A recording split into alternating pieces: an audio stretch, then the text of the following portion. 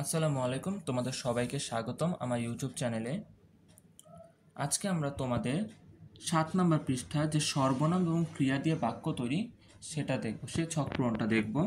সর্বনামটা কি? সর্বনাম হচ্ছে আমরা মূলত কোনো একজন ব্যক্তির নামের পরিবর্তে যে জিনিসটা ব্যবহার করে থাকি, অর্থাৎ কারণ নাম না বলে আমরা যে সে, তিনি এগুলো বলে থাকি। আর ক্রিয়া হচ্ছে কাজ।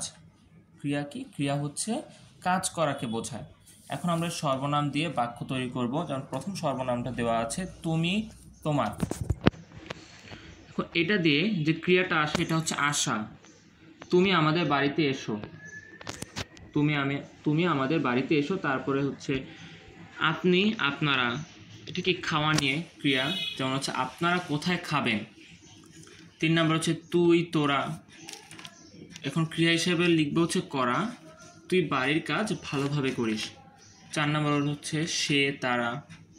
ক্রিয়া হচ্ছে কে, অর্থাৎ তারা চিঠি লেখে। 5 নম্বর হচ্ছে তিনি, তারা। এটা হচ্ছে চেনা, ক্রিয়া হিসেবে কাজ করবে চেনা। তিনি রাজুকে চেনেন।